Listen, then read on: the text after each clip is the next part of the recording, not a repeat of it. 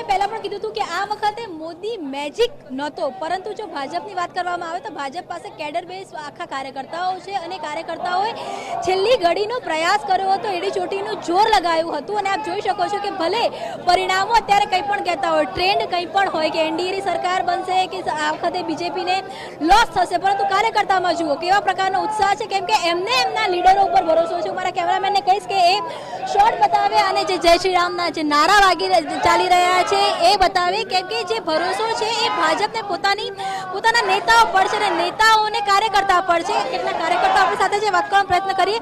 અમિતભાઈ, ગઈ ચૂંટણીમાં જે પરિણામો જોવા મળતા હતા 12 વાગ્યા સુધી પિક્ચર સ્પષ્ટ હતું, અત્યારે પિક્ચર એવું લાગી રહ્યું છે કે સીટો ઘટી રહી છે, શું કહેશો? દરેક ચૂંટણીનો માહોલ અલગ હોય, દરેક ચૂંટણીની અંદર એ વખતની પરિસ્થિતિ અલગ હોય. અંતે તો તમારી સરકારને તમારો વિજય કઈ રીતે થાય છે એ મહત્વનું. Number 2, Bharatiya Janata party cadre base party છે. આ જે કંઈ પણ થાય છે એ પ્રજાની સાથે સાથે પ્રજાના આશીર્વાદ તો ખરા જ, પણ જે કાર્યકરો કોઈ પણ આશા આકાંક્ષા અપેક્ષા વગર અત્યારે આવી ગયા છે, જે તમે માહોલ જોવો છો, ભારતીય જનતા પાર્ટીનો કાર્યકર ક્યારેય હારતો નથી, કે જીતે છે કાં તો શીખે છે, અને અમે હંમેશા શીખતા રહ્યા છે, માટે જ ત્રીજી વાર અમે રિપીટ થઈશું. જીતે છે કાં તો શીખે છે. બીજા લોકો સાથે બી વાત કરીએ. માહોલ અત્યારે 100% ફેવરમાં નથી, પણ નિરાશાજનક પણ નથી, શું કહેશો? જ્યાં સુધીમાં પિક્ચર ક્લિયર થશે, કેટલા આંકડા પર આ વખતે ભાજપ પહોંચશે અથવા એનડીએ પહોંચશે? એનડીએ 350 આજુબાજુ તો ટચ થઈ જ જશે. આ શરૂઆતના રુઝાન છે, તો એનડીએ 350 તો ટચ થઈ જ જશે. જે ગઈ વખતે 2019નું રિઝલ્ટ હતું એ રિઝલ્ટને રિપીટ તો કરશે જ. અને બીજું કે અમારા એક કાર્યકર્તાઓની તમને વાત કરું તો અમે કોઈ દિવસ મહેનત કરવાનું છોડતા નથી. બધાની જેમ માળિયામાં દફતર મૂકી નથી દેતા, અમે કાયમી મહેનત કરતા રહીએ છીએ. હોમવર્ક છે એ કાયમ ચાલતું જ હોય છે. કેટલીક મહિલાઓ પણ કાર્યકર્તાઓ નેતાઓ આપણી સાથે છે, વાત કરવાનો પ્રયત્ન કરીએ. બેન, ઘણું કેમ્પેન થયું મહિલાઓને લઈને, જે પ્રકારની કામગીરી રહી, લઈએ આપણે આપણા ઝંડા પણ લઈએ, જે પ્રકારની કામગીરી રહી, પરંતુ જે પરિણામો અત્યારે જોવા મળી રહ્યા છે, પિક્ચર હજુ સ્પષ્ટ નથી. બાજી આ બાજુ અથવા આ બાજુ થઈ શકે છે. કાર્યકર્તા તરીકે કઈ રીતે જોઈ રહ્યા છો? પહેલાં તો અમારા બેન દીપિકાબેનને હું કહું છું કે તમને કે પછી કાર્યકર્તા તરીકે અમે આશા, બહુ જ આશા છે મારી, ભાજપની જીત થવાની છે અને 400 પાર અમે થવાના જ છીએ. 400 પાર થવાના છો, આશ્વસ્ત. દીપિકાબેન, તમને શું લાગી રહ્યું છે?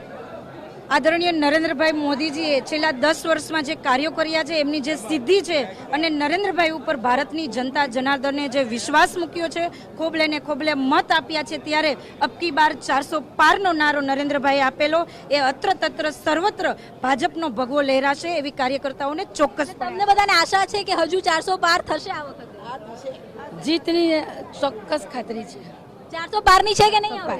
400 પાર પણ આવશે. હજી આશા છે. હજી આશા છે. શું કહો છો તમે? પૂરા કોન્ફિડન્સ સાથે અમે ઈચ્છીએ છીએ કે 400 પાર થશે જ. જો શિવાની આ કાર્યકર્તાઓ છે, બેની સાથે પણ વાત કરીએ. બેન, તમે બી ઘણા સમયથી ભાજપ સાથે જોડાયેલા છો, અનેક ઉતાર ચઢાવ છે, આપે પણ જોયેલા છે. આ વખતની જે સ્થિતિ છે, પિક્ચર જ એવું કહી રહ્યું છે કે કંઈક અલગ છે, ગત વખત જેવું મોદી મેજિક નથી ચાલ્યું, શું કહેશો? ના, બિલકુલ જીત નિશ્ચિત છે અને અમે હજુ આશામાં છીએ. આશા છે જ અમે કે 400 પાર આવશે જ.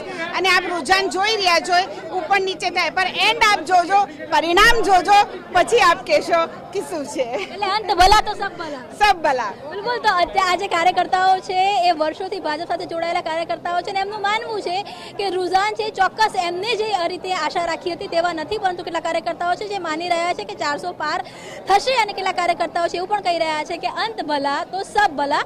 માહોલ છે તે કમલમ પર જોવા મળી રહ્યો છે. હાલાકી આ વખતે જે પ્રકારની રાજકોટની અંદર અગ્નિકાંડ થયો હતો તેને લઈને ઢોલ નગારા છે કે મીઠાઈઓ છે તેની પર પ્રતિબંધ કરવામાં આવ્યો છે. કોઈ જગ્યાએ પણ વિજય સરઘસ નહીં કરવામાં આવે, પરંતુ સ્વાભાવિક છે કે જ્યારે જીત થતી હોય છે ત્યારે એની ખુશી હોય છે તે જોવા મળતી હોય છે, અને એ જ કારણ છે કે અહીંયા કાર્યકર્તાઓ છે તે આવી ચૂક્યા છે. અને થોડી વારની અંદર મુખ્યપ્રધાન ભૂપેન્દ્ર પટેલ અને ભાજપ પ્રદેશ પ્રમુખ CR પાટીલ પણ કમલમ આવશે અને એક જોઈન્ટ પ્રેસ કોન્ફરન્સ કરશે. શિવાની. બિલકુલ. તો અમારા સંવાદદાતા કિંજલ કે જે કમલમ ખાતે હાજર હતા, જ્યાં અત્યારે કાર્યકર્તાઓમાં ઉત્સાહ જોવા મળી રહ્યો છે, અને જે રીતે ગુજરાતમાં હાલ ભાજપ તરફી માહોલ જોવા મળી રહ્યો છે તે ક્યાંક કાર્યકર્તાઓમાં પણ પ્રતિબિંબિત થયો છે.